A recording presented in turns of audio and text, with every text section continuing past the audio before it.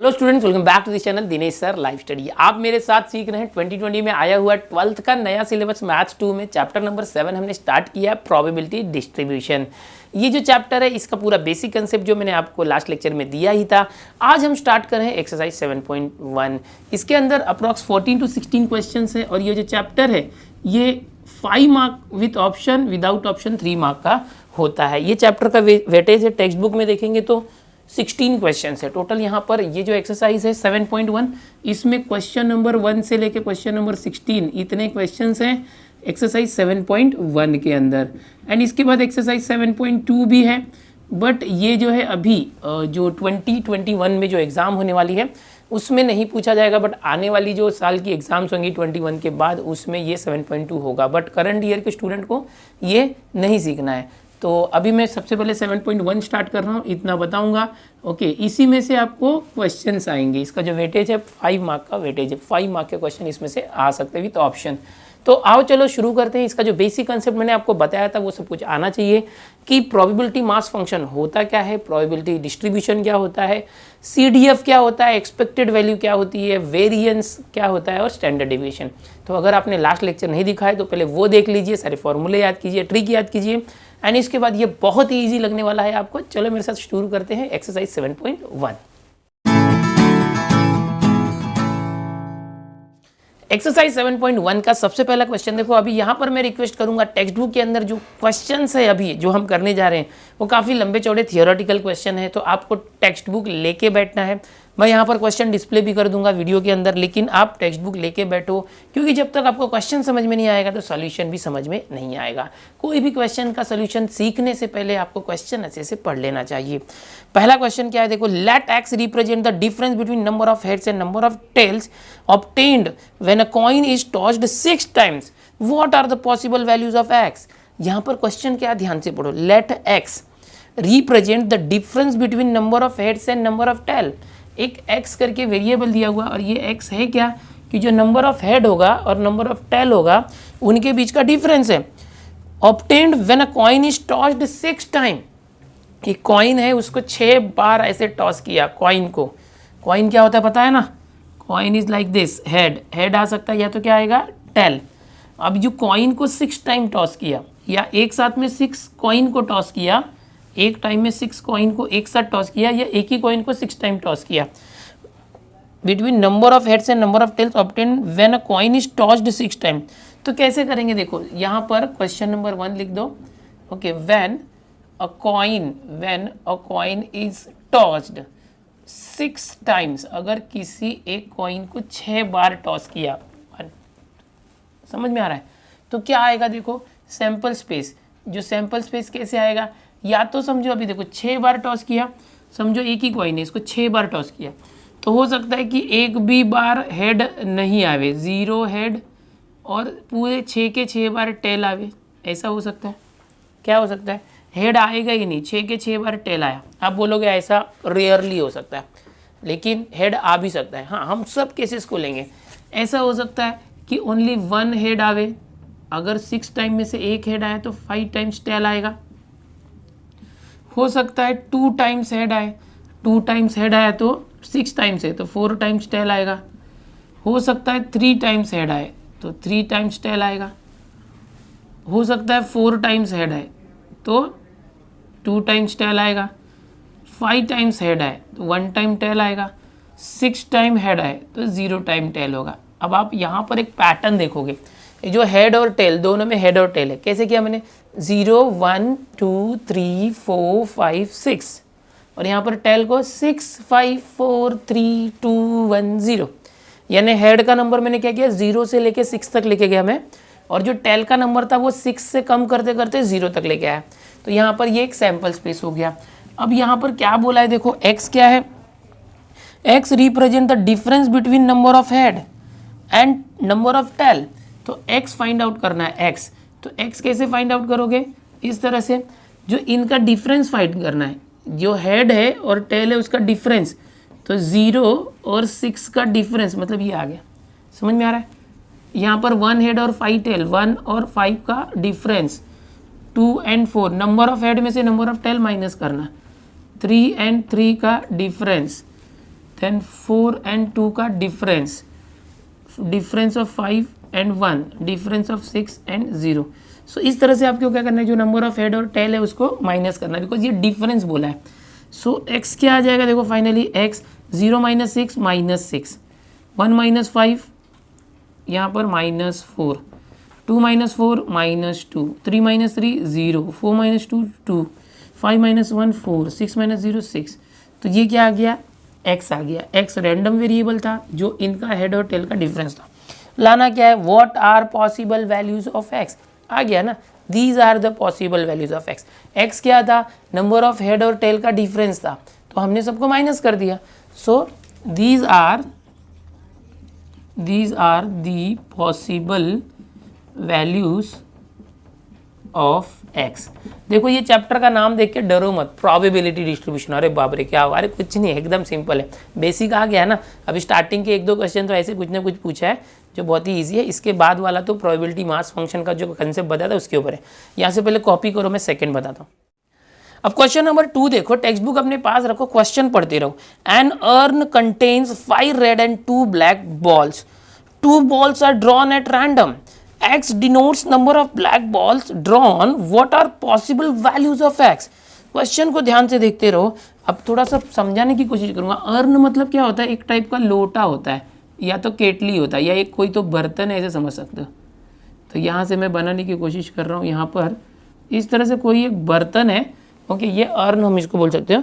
N urn contains 5 red ball, यहाँ पर red balls है, 1, यहाँ देखो कि 1 रेड बॉल, 2 रेड बॉल, इस तरह से इसके अंदर बॉल्स है, 5 red balls and 2 black balls है, इसके अंदर क्या है, 2 black balls, 5 red balls and 1, okay, and 2। सो इतनी सारी चीज़ें एक अर्न के अंदर है, इसको हम बोलते हैं अर्न, ओके, एक बर्तन है ऐसे कुछ लोटा type, okay. So 5 red ball and 2 black ball एक अर्न के अंदर है, पहली लाइन है, इसको आप लिख सकते हो। यहाँ पर जो भी दिया होता है ना वो लाइन लिखनी चाहिए। क्वेश्चन नंबर 2 कर रहे हैं हम लोग। An urn contains 5 red and 2 black balls this way, then 2 balls are drawn at random, इसमें से हम क्या कर रहे हैं, 2 balls are drawn at random, 2 balls को यहाँ से ड्रॉ कर रहे हैं। मतलब ड्रॉ करना मतलब समझो मैंने आँख बंद किया और ऐसे हाथ डाला और ऐसे एक बॉल निकाला, कौन से कलर का बॉल हाथ में आएगा, कोई भी कलर हो सकता है, रेड भी हो सकता है, ब्लैक भी हो सकता है। तो 2 बॉल्स, तो एक बार क्या करो, पहले हाथ डालो, एक आया, एक बॉल हाथ में आया, कौन सा कलर है, रेड हो सकता है, ब्लैक हो सकता है, समझो रेड आया। फिर दूसरी बार हाथ डालो, दूसरी बार यहाँ से, हाँ, रैंडम मतलब कैसे भी, देख के नहीं है, बिना देखे। अभी कौन सा आया, या तो रेड हो सकता है या ब्लैक हो सकता है। तो हम लोग क्या करेंगे, सैम्पल स्पेस लिखने वाले, कि जो फर्स्ट टाइम हमने ऐसे हाथ डाला तो रेड बॉल आया, और दूसरे बार हाथ डाला तो रेड आ सकता है, दोनों टाइम रेड आ सकता है। या पहले टाइम ऐसे रेड ड्रॉ किया फिर ब्लैक आएगा दूसरे टाइम, या पहली बार में ब्लैक बॉल आया फिर दूसरी बार में रेड बॉल आया, या तो दोनों टाइम में ब्लैक बॉल आया। तो इतने सारे ऑप्शन हैं, यानी हमको 2 बार बॉल ड्रॉ करना है, पहली बार में रेड और दूसरे बार में भी रेड आया, पहली बार रेड दूसरा ब्लैक आया, या पहला ब्लैक दूसरा रेड आया, या पहला ब्लैक आया दूसरा भी ब्लैक आया। तो इतने ही ऑप्शन है, ये सैम्पल स्पेस है, ठीक है। अभी आगे क्या बोला क्वेश्चन में, X denotes number of black balls drawn, X क्या है, number of black ball drawns, what are the possible values of X. तो यहाँ पर क्या होगा, देखो कि यहाँ पर जो x है, ओके, यहाँ पर आर के अंदर, अच्छा यहाँ पर पहले लिखना पड़ेगा, x मतलब क्या, number of black balls drawn, वो लिखना चाहिए, व्हाट इज x। यहाँ पर लिखोगे x number of black balls drawn. अब ये x क्या है, रैंडम वेरिएबल है, रैंडम वेरिएबल x क्या है, रैंडम वेरिएबल, और उसमें क्या चाहिए कि ब्लैक बॉल्स ड्रॉ होना चाहिए, ब्लैक बॉल्स होना चाहिए। सो देखो सबसे पहले x फॉर आर, ये जो आर है, ये जो आर है, इसके लिए नंबर ऑफ ब्लैक बॉल कितना होगा, आर में कितना ब्लैक बॉल, एक भी नहीं है, तो 0 ब्लैक बॉल है क्या इसमें, हमको सिर्फ ब्लैक देखना है, बी देखना है क्या, नहीं, 0। अब इसके बाद दूसरा देखो क्या है, आर बी। सो आर बी की बात करते हैं, इसके अंदर ब्लैक बॉल कितना है, देखो ब्लैक, एक ही ब्लैक है। फिर बी आर है, देखो बी आर, बी आर में ब्लैक कितना है, ओनली 1। फिर देखो लास्ट क्या क्या है, बी बी बी बी, कितने ब्लैक है, 1 2 ब्लैक। समझ में आया। सो अब फाइनली हमको क्या निकालना था कि रैंडम वेरिएबल जो होता है एक्स वो कितना होगा, x possible values of X. तो यहाँ से हम एक्स लेंगे, एक्स कितना आ सकता है 0, एक्स कितना आ सकता है 1, वापस एक्स 1। ये 1 एक बार रिपीट नहीं हो गया ना तो वापस नहीं करने का, रिपीट हो गया तो भी एक ही बार लिखना। फिर ये 2, क्योंकि ये सेट है ना, सेट में पता है ना जो रिपीटेड है उसको नहीं लिखते। So these are possible values of X, these are possible values of X, क्योंकि हमें क्वेश्चन में क्या बोला था, पॉसिबल वैल्यूज ऑफ एक्स निकालो। देखा कितना आसान है क्वेश्चन नंबर 2, बहुत ही सरल है। चलो इसको कॉपी करो, अगला देखते हैं। क्वेश्चन नंबर 3 बहुत ही मजेदार क्वेश्चन है। क्वेश्चन नंबर 3 के अंदर 6 सब क्वेश्चन है। यहाँ पर मैंने 2 क्वेश्चन बोर्ड पर ले लिए हैं। क्वेश्चन क्या कहता है, देखो, state which of the following are not the probability mass function of a random variable, यानी बताओ कि इसमें से कौन से जो है पीएमएफ नहीं है, PMF probability mass function. Give reason of your answer. Okay, तो कैसे करना है, देखो कि यहाँ पर हमें बताना है कि जैसे ये पहला क्वेश्चन, ये पीएमएफ है या नहीं है, प्रोबेबिलिटी मास फंक्शन है या नहीं है। तो आपको पता है कि ये प्रोबेबिलिटी डिस्ट्रीब्यूशन टेबल है। ये जो एक्स होता है इसको रैंडम वेरिएबल बोलते हैं, और इसकी प्रोबेबिलिटी जो होती है, ये प्रोबेबिलिटी जो है 0.4 0.4 0.2 है। तो ये प्रोबेबिलिटी मास फंक्शन होगा तभी होगा, उसके लिए कुछ क्राइटेरिया होता है कि ये जो हर एक रैंडम वेरिएबल के लिए जो प्रोबेबिलिटी है पी आई, जो पी आई है that should be greater than 0, यानी जो प्रोबेबिलिटी ये सारा 0 से ग्रेटर होना चाहिए। इसका मतलब पॉजिटिव होना चाहिए, निगेटिव नहीं होना चाहिए। देखो कोई निगेटिव है क्या, नहीं। निगेटिव कैसे होगा, देखो ये क्वेश्चन में देखो सब के सब पॉजिटिव दिख रहे हैं क्या, यस। ये देखो ये पॉइंट है, ये निगेटिव है, देखो दिख रहा है ये निगेटिव है, ये नहीं होना चाहिए। सो पी यानी probability, okay, for all values of i. देखो ये आई की वैल्यू क्या है, P1 P2 P3, यानी आई क्या है 1 2 3, P1 P2 P3, मतलब ये 3 प्रोबेबिलिटी है। तीनों प्रोबेबिलिटी जो है 0 से ग्रेटर होना चाहिए, वो कंडीशन सेटिस्फाई हुआ। पीएमएफ होने के लिए क्या होता है कि ये जो पीआई है, जितने भी प्रोबेबिलिटी है, पीआई मतलब ये पीआई होता है। देखो ये जो इस तरह से आप लिख सकते हो question pi, but text book में इस तरह से दिया है, पीएक्स दिया है। ये जो पीआई होता है, पीआई मतलब P1 P2 P3, इनका समीशन ऑफ पीआई ये 1 आना चाहिए, इनको प्लस करके 1 आना चाहिए। समीशन ऑफ पीआई मतलब P1 plus P2 plus P3, मतलब ये P1 P2 P3 है। आई का वैल्यू क्या लेंगे, आई इज इक्वल टू 1 से लेके मैक्सिमम कितना है, देखो 1 2 3, फर्स्ट सेकंड थर्ड, सो 3 तक गया।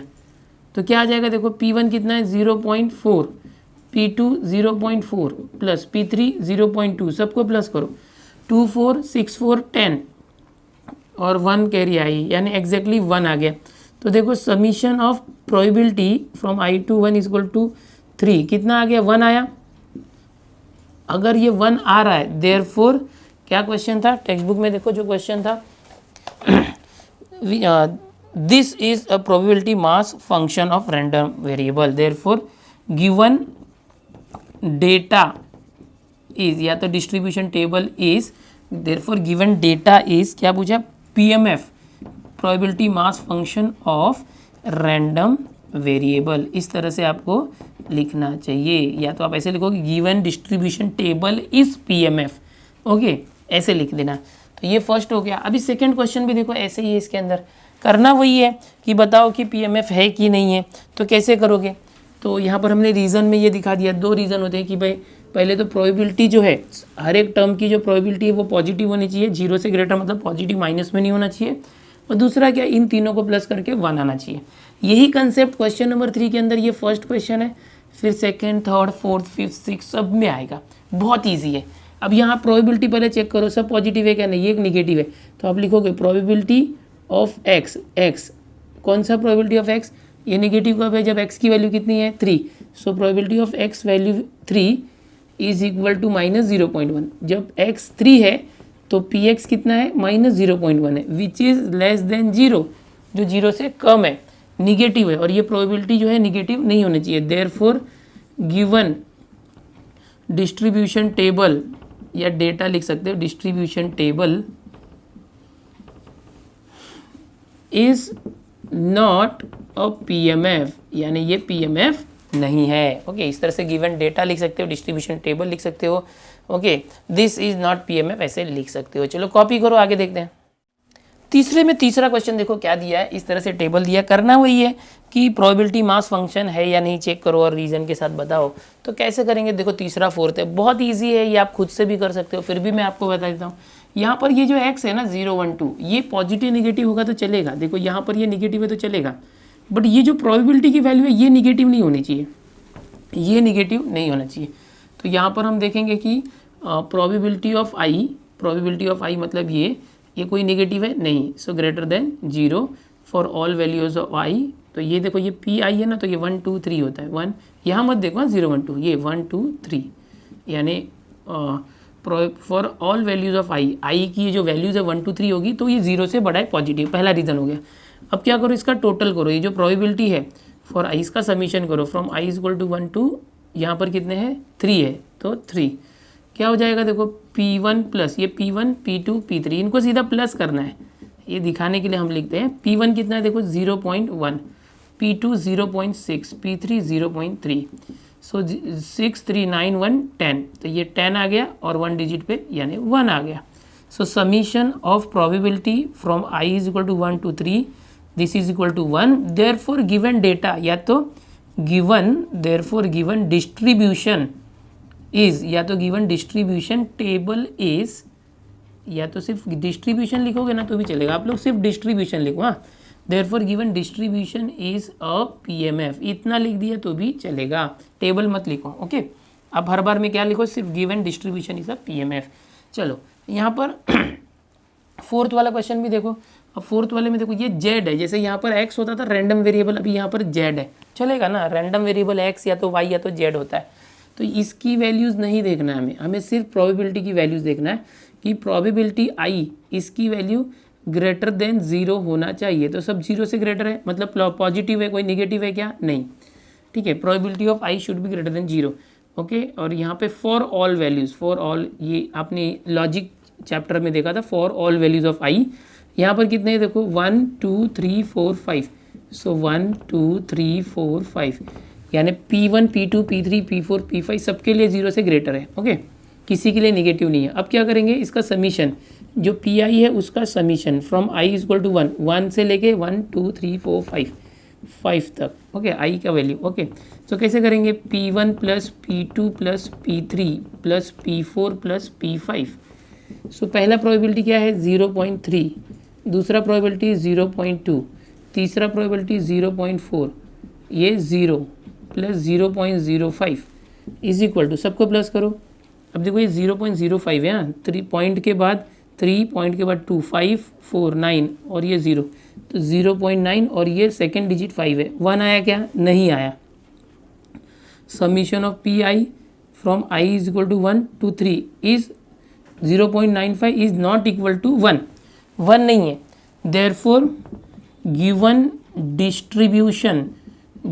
डिस्ट्रीब्यूशन इज नॉट PMF, इस तरह से आपको लिखना है, हो गया, बस इस तरह से करना है। अब बहुत से बच्चे बोलेंगे सर ये ऐसे ही लिखना है क्या, इसको आप चेंज करके भी लिख सकते हो, ओके सर, टोटल प्रोबेबिलिटी को आप ऐसे लिख सकते हो। यहाँ पर ये जो P1 है ना, इसको आप sir P when x value is 0 plus ऐसे लिख सकते हैं, जब x की वैल्यू 0 है at that time P is 0.1 plus, इसको कैसे करोगे 0.6, probability when x is equal to 1, probability when x equal to 1, ऐसे भी लिख सकते हो, x इज इक्वल टू 1, जब x की वैल्यू 1 है at that time probability, plus इसको क्या लिखोगे 0.3 को, probability when x value is 2, तो ऐसे लिखोगे तो भी चलेगा। तो ये एक तरीका होता है लिखने का, ऐसे नहीं लिखना है तो सीधा P1 P2 P3 P4 लिखो। अगर ये भी नहीं लिखना है तो डायरेक्ट ये वैल्यूज़ को प्लस कर दो, ये भी लिखने की ज़रूरत नहीं, P1 P2 या ये भी लिखने की ज़रूरत नहीं, सीधे इसके सामने ये वैल्यूज़ को प्लस करो। मैं थोड़ा सिस्टमेटिक लिख के बता रहा हूँ कि आप ऐसे भी लिख सकते हो, ऐसे भी लिख सकते हो, नहीं भी लिखा तो चलेगा। मेन हमारा मकसद ये है कि डिस्ट्रीब्यूशन PMF है या नहीं PMF। यहाँ PMF क्यों नहीं है, क्योंकि 1 नहीं आ रहा, 1 आना चाहिए, इन सबको प्रोबेबिलिटी को प्लस करने पे 1 आना चाहिए, 1 आया तो PMF है, देखो यहाँ पर 1 आया तो डिस्ट्रीब्यूशन PMF है, नहीं आया तो PMF नहीं है। लिखने का पैटर्न कैसे होगा, आप कोई नोट्स रिफ़र करोगे, कोई गाइड रिफ़र करोगे, यूनिक सोल्यूशन देखोगे, टारगेट देखोगे, नवनीत देखोगे, तो सब में लिखने का पैटर्न अलग अलग हो सकता है, ठीक है। तो आप मेन क्या है कि यहाँ पर ये जो तरीका है ये करो, लिखने का पैटर्न ऐसे लिखो या ऐसे लिखो तो भी चलेगा। चलो कॉपी करो इसको, आगे और 2 क्वेश्चन है वो भी देख लेते हैं। क्वेश्चन नंबर 3 के अंदर टोटल 6 सब क्वेश्चन है, 4 हमने कर लिए, 5th और 6th भी देख लेते हैं, क्वेश्चन नंबर 3 कंप्लीट हो जाएगा। पीएमएफ वाला क्वेश्चन, ऐसा क्वेश्चन अगर एग्जाम में आ गया तो आपकी तो चांदी है, ठीक है। क्या करना है पता ही है ना। चलो यहाँ पर देखो, यहाँ पर वाई है रैंडम वेरिएबल है और यहाँ पर -1 0 1 निगेटिव है, चलेगा। रैंडम वेरिएबल ऊपर निगेटिव होगा तो चलेगा, यहाँ नहीं होना चाहिए। देखो है क्या निगेटिव, नहीं, वाह। तो लिख देना ऐसे, p i should be greater than 0 and for all values of i, i की जितनी भी वैल्यूज़ है, ओके 1 2 3, यानी P1 P2 P3 सबके लिए क्या है, पी आई ग्रेटर देन 0 है। फिर आप ऐसे लिख सकते हो कैसे लिखोगे, summation of P, okay summation of P आप ऐसे लिख सकते हो कि पी आई लिख दो, चलेगा। I इज इक्वल टू 1 2, यहाँ पर कितने 1 2 3 है, P1 P2 P3। डायरेक्ट भी आप करोगे ना, जैसे बता रहा था बिना फॉर्मूले के, सबको प्लस करो, 0.6 प्लस 0.1 प्लस 0.2, क्या आ गया देखो 61729, 0.9, ओहो 1 आना चाहिए था, 0.9 आया, which is not equal to 1। Therefore given distribution is not a PMF. बहुत दिनों के बाद इतने सिंपल क्वेश्चन कर रहे हैं हम लोग 12th में, ओके। अब सेम यहाँ पर देखो x है रैंडम वेरिएबल, ये निगेटिव होगा, चलेगा। ये निगेटिव नहीं होना चाहिए, देखो है ही नहीं, तो लिख दो P i should be greater than 0 for all, थोड़ा दूर लिखना है यहाँ से, for all values of I 1 2 3 P I की वैल्यू 1 2 3 होगा, यानी आई P1 P2 P3 0 से ग्रेटर है, ओके। अब पी आई का summation of P from I equal to 1 2 3, 3 values है।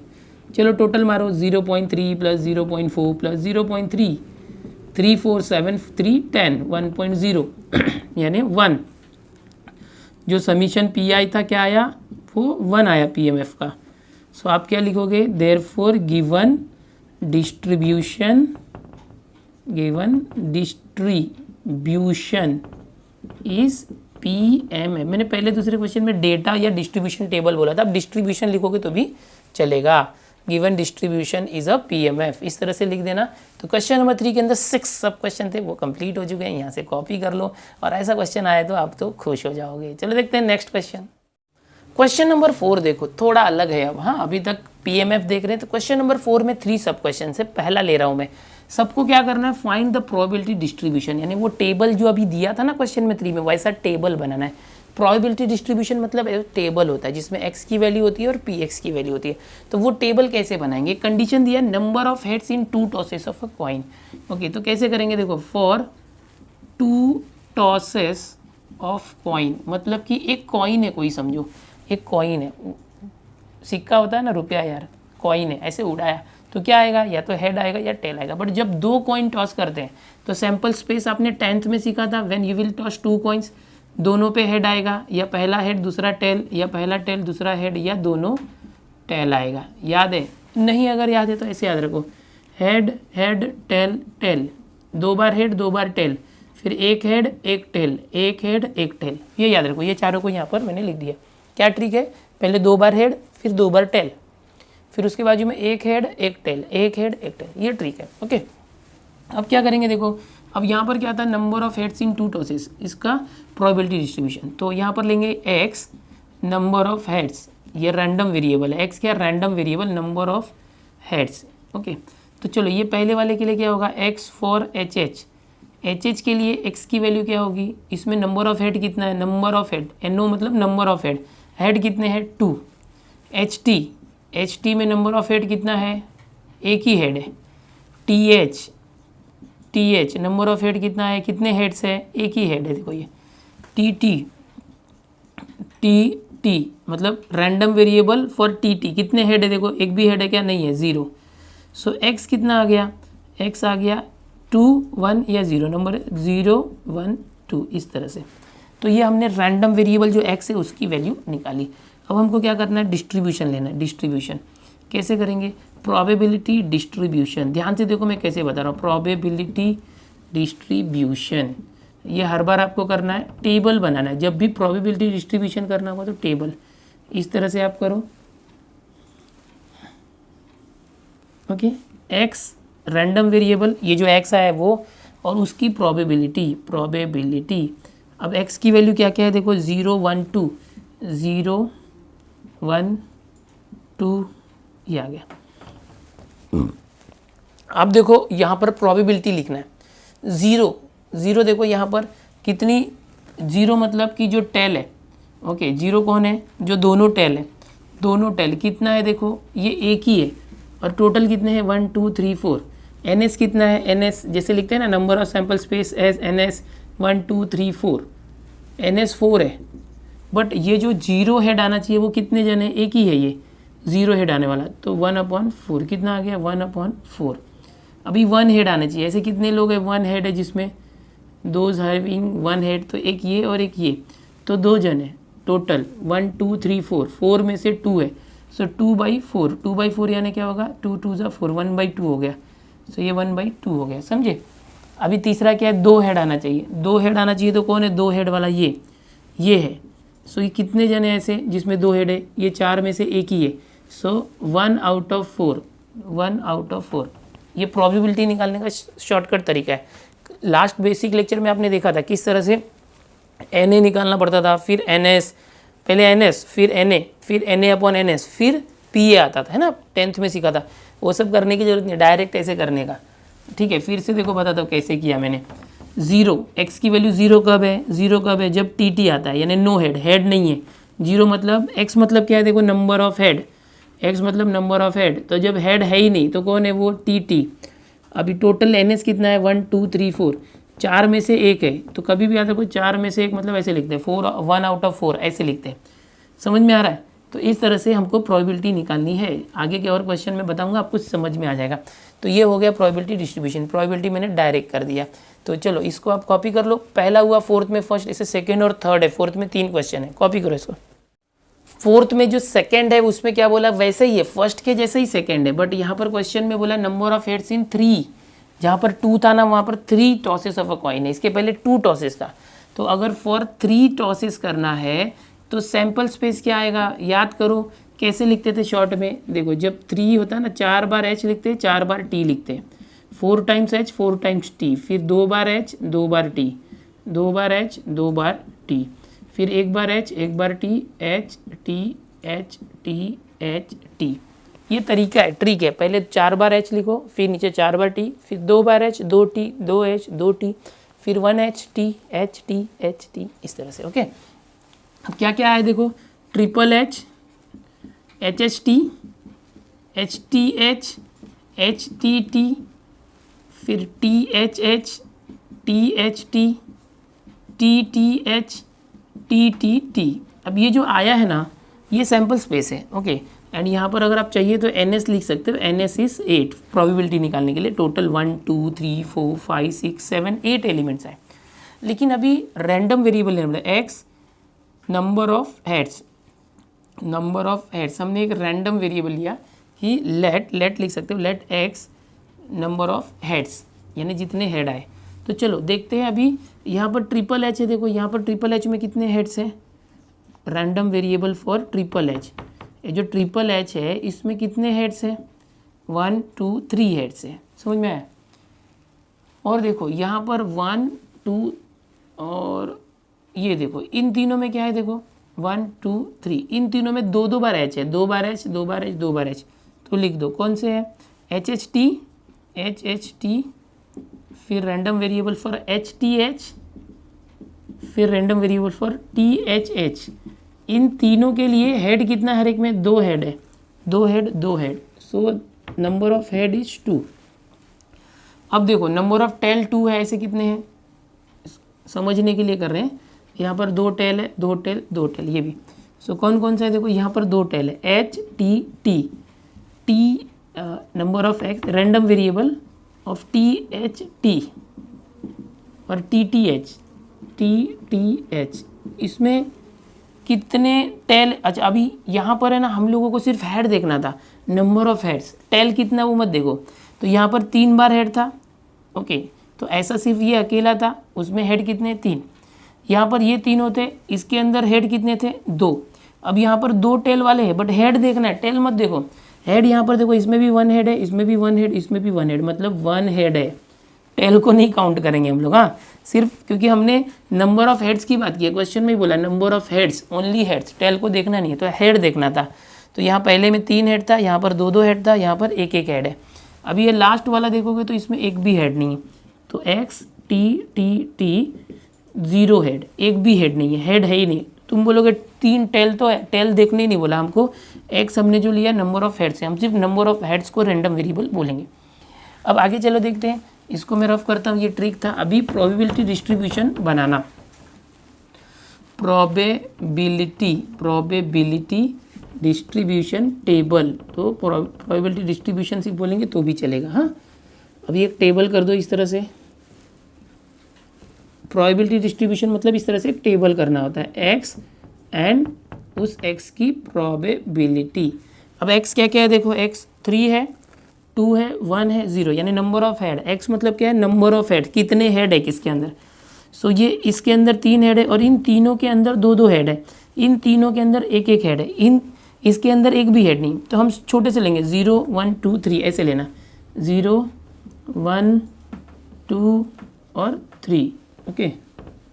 इस तरह से हमने कर दिया 0 1 2 3। अब देखो कैसे करना है, ध्यान से देखना। NS कितना है, 8। तो प्रोबेबिलिटी कैसे निकालते हैं पता है ना, प्रोबेबिलिटी ऑफ समझो A निकालना है तो हम करते हैं NA/NS, ओके। तो NS कितना है यहाँ पर सैम्पल स्पेस में 1 2 3 4 5 6 7 8, तो NS हमेशा 8 आएगा। NA देखो, अभी ये पहले केस में देखो, जब भी 3 हेड आना चाहिए या 0, एक भी हेड नहीं आना चाहिए, एक भी हेड नहीं आना चाहिए। कितने एलिमेंट है, ओनली 1 है, ओनली 1 है, तो 1/8। तो एक भी हेड नहीं आने के लिए एक ही एलिमेंट है, 8 में से एक है, ये 8 में से सिर्फ एक ऐसा एक में है जिसमें हेड नहीं है। सो 1 आउट ऑफ 8, 8 में से एक, ऐसे प्रोबेबिलिटी निकालते हैं। अभी दूसरा 1 हेड आना चाहिए, 1 हेड आना चाहिए, ऐसे कितने लोग हैं, ये एक हो गया, ये दूसरा, ये तीसरा, 3 लोग ऐसे हैं जिसमें एक हेड है। कौन कौन से, देखो 3 लोग ऐसे हैं जिसमें एक हेड है। एक मिनट ध्यान से देखना, कलर कॉम्बिनेशन यूज़ करते हैं। देखो यहाँ पर देखो ये और ये, इन तीनों में हमने यहाँ पर लिखा एक ही हेड है। सो यहाँ पर टोटल NS तो 8 है, कितने लोग हैं जिसमें एक ही हेड है, तो 1 2 3, 1 2 3 लोग हैं, 8 में से 3 लोग हैं, सो 3/8, 3/8 ऐसे।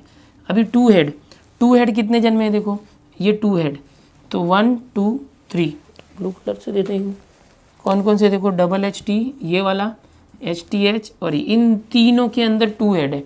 तो टोटल 8 में से कितने लोग हैं ब्लू वाले जिसमें 2 हेड है, 1 2 3, तो 3/8 ये भी रहेगा, दिस विल बी 3/8। अभी 3 हेड कितने लोगों में है, सो ओनली एक ही ऐसा है जिसमें तीनों हेड है, एक ही है। देखो एक ही ऐसा बंदा है जिसमें तीनों हेड है, पूरे 8 में से एक ही है।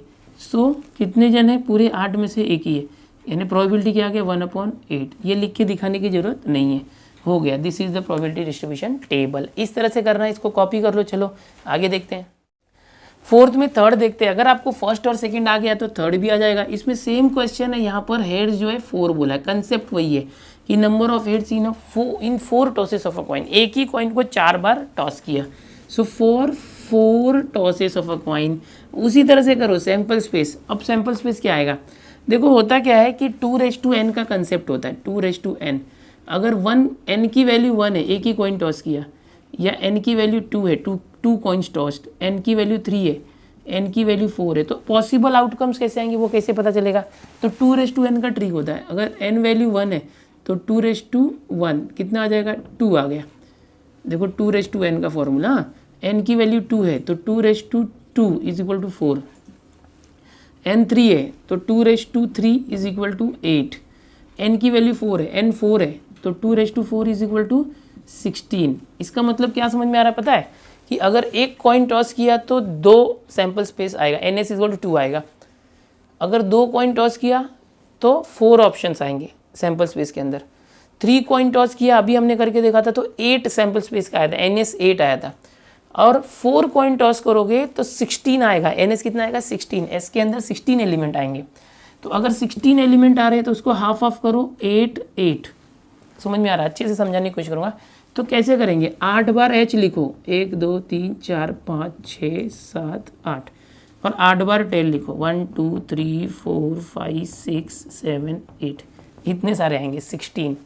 फिर 8 हो गया ना, 8 फिर इसको हाफ करो, 4 4 4 4 मतलब 4 times h, 4 times h, 4 times tail, okay 1 2 3 4, okay और फिर 4 टाइम्स h, 4 टाइम्स h, फिर 4 टाइम्स टेल, समझ में आया। अब क्या करोगे, 2 times h, 2 times tail, 2 times h, 2 times tail, 2 times h, 2 times tail, 2 times h, 2 times tail. अब देखो यहाँ पर होने के बाद ये 3 कॉइन के लिए हो गया, लेकिन हमारे पास 4 कॉइन है, 4 कॉइन्स है, तो यहाँ पर 2 बार h 2 बार t किया था। अब एक बार h एक बार t, h t h t h t h t h t, एक h एक t, एक h एक t, ऐसे कर दिया, समझ में आया। अब क्या करना पड़ेगा, देखो अब ये सारी चीज़ें ये s में लिखना, ओके तो ये s अभी आप खुद से करो, ये लिखने का काम आप करना इसमें, ओके जो मैंने ऐसे लिखा है वो ऐसे हॉरिजॉन्टल में यहाँ लिख देना। अब क्या करना है, let x number of heads, ये रैंडम वेरिएबल है, x क्या है, नंबर ऑफ हेड्स है, नंबर ऑफ हेड्स। अब नंबर ऑफ हेड्स देखो मैक्सिमम कितना है, यहाँ पर 4 है, 4 हेड्स, और कोई है जिसमें 4 हेड्स है, नहीं, तो हम लिखेंगे x 4 टाइम्स h, कितना है, कितने हेड्स है, 4 हेड है, इसके अंदर कितने जने, एक ही ऐसा है। तो देखो ये इसके लिए मैं यहाँ पर साइड में ही लिखता हूँ, ओके आप ऐसे लिखते जाना जैसे पिछले क्वेश्चन में किया था। यहाँ पर 4 हेड है, अभी 3 हेड वाले कितने हैं, देखो 3 हेड, 3 हेड और 3 हेड और कोई है 3 हेड, 3 बार h है देखो इसमें, और कोई है नहीं है, तो कितने हो गए 1 2 3 4। सो x ओके विथ 3 हेड, कैसे लिख देंगे, यहीं पे लिख देते हैं, यहाँ पर लिख देते, चलो इस तरह से ब्लू में लिखता हूँ कि 4 हेड, 4 टाइम्स हेड आया वो 1 है, 3 टाइम्स हेड आया वो कितने हैं, 1 2 3 4 है। अब 2 times head, 1 times head, 0 time head, मैं ऐसे शॉर्ट में लिख रहा हूँ, आप लोग अच्छे से लिखना जैसे मैंने सिखाया वैसे। देखो फटाफट, 2 टाइम्स हेड, 2 हेड किस में है, ब्लू से करते, 2 हेड, यहाँ पर 2 हेड है, 2 हेड है, 2 हेड, फिर ये 2 हेड वाला है, 2 हेड, 2 हेड, बस इतने। कितने ब्लू किए देखो, ये छोड़ दो इसको, हाँ 1 2 3 4 5 6, 6 ब्लू, 2 हेड कितने हैं, 6 है। चलो 1 हेड वाले कितने हैं, ब्लैक से करते, 1 हेड, नीचे से करो, ये एक 1 हेड है, दूसरा 1 हेड हो गया, तीसरा 1 हेड हो गया, ये चौथा 1 हेड हो गया, और कोई है 4 बार 1 हेड है, ओके 4 टाइम्स। 0 हेड, एक भी हेड नहीं है, ऐसा कितने जने, एक लास्ट में देखो यही है, ये जो लास्ट वाला है ये सिर्फ ऐसा है जिसमें एक भी हेड नहीं है, तो 0 हेड वाला 1 है। अब ये देखो ये 16 थे, सबको प्लस करके देखो 16 आ रहा है, 1 4 5 6 11 4 15 1 16, मतलब हमने सबको काउंट कर लिया है। सो अब हमारा जो है ये लिखने वाला पार्ट आप खुद से करना, कितने कौन क्या है, मैं आपको टेबल बना के देता हूँ। टेबल कैसे बनेगा देखो, यहाँ पर ये जो है ये रफ आइडिया था, मैंने आपको दिया था कैसे करना होता है। टेबल में आप इस तरह से प्रोबेबिलिटी डिस्ट्रीब्यूशन करने वाले हो, यहाँ लिखना प्रोबेबिलिटी डिस्ट्रीब्यूशन, लिखने वाला पार्ट अच्छे से करो, मैं समझा रहा हूँ, इतना सब बताने के बाद सब कुछ बता के दे रहा हूँ। यहाँ पर x और प्रोबेबिलिटी ऑफ x क्या क्या है देखो, यहाँ पर 0 head, 1 head, 2 head, 3 head, 4 head, 0 head, 1 head, 2 head, 3 head, 4 head, चलो ये हो गया। अभी प्रोबेबिलिटी देखो, यहाँ पर जैसे n प्रोबेबिलिटी ऑफ a कैसे निकालते हैं, Na अपॉन ns, और यहाँ पर ns हमारा कितना आया हुआ है, ns 16 एलिमेंट है। चलो अभी 0 हेड वाले कितने हैं, ओनली 1 है, देखो ये है ओनली 1 है, तो Na कितना है 1, तो 1 अपॉन 16 ये हो गया। फिर 1 हेड कितने, 1 हेड 4 लोगों में, तो Na कितना है 4, तो 4 अपॉन 16, 4 अपॉन 16 कट किया तो 4 1 ज़ा 4, 4 4 ज़ा 16, 1 अपॉन 4 आ गया। चलो 2 हेड कितने जन में है, 6, तो ये 6 अपॉन 16 आ जाएगा, कितना आया 6 अपॉन 16, सो 2 3 ज़ा 2 8 ज़ा 3 अपॉन 8 आ गया। चलो 3 हेड कितने लोग हैं, 4, तो कितना आ जाएगा ये 4 अपॉन ns हमेशा 16 है, देखो ns फिक्स है, 16 एलिमेंट, 16 में से 4 एलिमेंट है, तो 4 1 ज़ा 4 4 ज़ा, तो कितना आ गया 1 अपॉन 4, तो यह है 1 अपॉन 4। ना 4 हेड कितना, ओनली 1 है, na कितना है 1 है, और अपॉन 16, तो ये 1 अपॉन 16 हो गया। तो ये आपका टेबल सिर्फ ड्रॉ करना था, ये रफ वर्क है। ये जो पार्ट है ये रफ वर्क है। ये सब आप जो 10th में इतना करते थे ना, वो सिर्फ मन में करना या रफ में करना। ये टेबल लाना था हम लोगों के लिए, टेबल ये इंपॉर्टेंट है। So this was important. Okay, ये रफ में समझना, इसको ऐसे एस में लिखो, लाइन से ऐसे लिखो। ओके, ये जो चीज़ें हैं वो अच्छे से यहाँ पर रिप्रेजेंट करो, जैसे मैंने फर्स्ट और सेकंड क्वेश्चन में बताया था, थर्ड में। ओके, और ये टेबल के ऊपर मार्क्स मिलने वाला है आपको। चलो इसको पहले कॉपी कर लो, फिर आगे बोलता हूँ मैं क्या बोलना है। सो स्टूडेंट्स, देखा आपने कितना आसान है। यहाँ पर जो एक्सरसाइज 7.1 है, क्वेश्चन नंबर 1, 2 तो आसान था। तीसरे के अंदर जो 6 सब क्वेश्चन थे और फोर्थ के अंदर 3 सब क्वेश्चन थे, तो एक्चुअल में हमने 2 और 6, 8 और 3, 11 क्वेश्चन किए, 11 क्वेश्चन किए हैं यहाँ पर। अब आपको लगेगा अरे सर सिर्फ क्वेश्चन नंबर 4 ही हुआ। अरे क्वेश्चन नंबर 4 में 3 सब क्वेश्चन थे, है ना। तो टोटल 11 क्वेश्चन कर लिए हैं। और ये जो एक्सरसाइज है 7.1, यहाँ पर टोटल 16 क्वेश्चन है। तो अभी मेन क्वेश्चन देखा जाए तो 16 में से भी 12 क्वेश्चन रह गए। मैं कोशिश करूंगा कि 6-6 क्वेश्चन का 2 सेट बना के 2 लेक्चर में आपको कंप्लीट कर दूं। यानी कि 7.1 अगर कंप्लीट होता है तो इस साल के बच्चों के लिए 7.1 ही आने वाला है, 2020 के बच्चों के लिए। ओके, इसके बाद का 7.2 अभी नहीं आएगा, नेक्स्ट ईयर के बच्चों के लिए आने वाला है। तो अभी मैं फिलहाल आपको सिलेबस पहले कवर कर देता हूँ 7.1, उसके बाद नया चैप्टर चालू कर दूंगा। 2 लेक्चर हो जाएगा इसका, और 2 लेक्चर होगा चैप्टर फिनिश। ओके, इसके बाद जो है बाइनोमियल डिस्ट्रीब्यूशन है, उसमें भी एक ही एक्सरसाइज है, वो भी 3 से 4 लेक्चर में ख़त्म करूँगा, क्योंकि बेसिक लेना पड़ता है ना आपको। बेसिक की वजह से आपका अच्छा रिस्पॉन्स है, बच्चों को समझ में आ रहा है। तो मैं 1 लेक्चर पूरा बेसिक दूंगा, फिर एक्सरसाइज के ऊपर 2 या 3 लेक्चर दूंगा, जिससे वो भी खत्म हो जाएगा। तो हम लोग कोशिश करेंगे सारे जो चैप्टर है वो होने के बाद LPP एक चैप्टर है वो भी कर दे, फिर लाइन एंड प्लेन और डिफरेंशियल ये रह जाएगा। मतलब समझो ना, छोटे छोटे चैप्टर है, ज़्यादा बड़े नहीं है। तो जो ये सब होने के बाद में जो ओमिटेड सिलेबस है 7.2 वो भी बाद में आपको दे दूंगा। तो यहाँ पर आपको उम्मीद है इजी लगा होगा, कंसेप्ट अलग है। अभी तक कैलकुलेस कर रहे थे, differentiation, integration, vectors, pair of straight line, सब कैसे कैसे कंसेप्ट थे ना, ज्योमेट्री वगैरह के, कैलकुलस के। ये बिल्कुल अलग है। देखो, प्रोबेबिलिटी डिस्ट्रीब्यूशन, स्टैटिस्टिक्स का पार्ट होता है ये सब। इसके बाद बाइनोमियल में भी आपको मज़ा आएगा। अब ये जो स्टार्टिंग के ही 4 क्वेश्चन थे, थोड़े लेंथी थे, हो चुके हैं। यहाँ पर ये लेक्चर मैं फिनिश करता हूँ। आने वाले 2 लेक्चर में आपको मैं चैप्टर फिनिश करके देने वाला हूँ। रेगुलर लेक्चर्स आने वाले, कनेक्टेड रहो। बीच में लेक्चर्स थोड़ा सा इशू क्यों हुआ था, क्योंकि मैं एडमिशन प्रोसेस में बच्चों को गाइड कर रहा था, जैसे कि आप देख रहे थे चैनल पर। अभी थोड़ा सा एडमिशन प्रोसेस जो है स्लो है, मैं यहाँ पर लेक्चर आपको ज़्यादा दे देता हूँ। ओके, और जितने लोग पीछे चल रहे थे, मेरे 10 चैप्टर हुए थे, वो अभी 4थे-5वें पे थे, वो सब मेरी स्पीड में आ जाओ तब तक फटाफट, क्योंकि मैं स्पीड में अब डेली लेक्चर डालूंगा।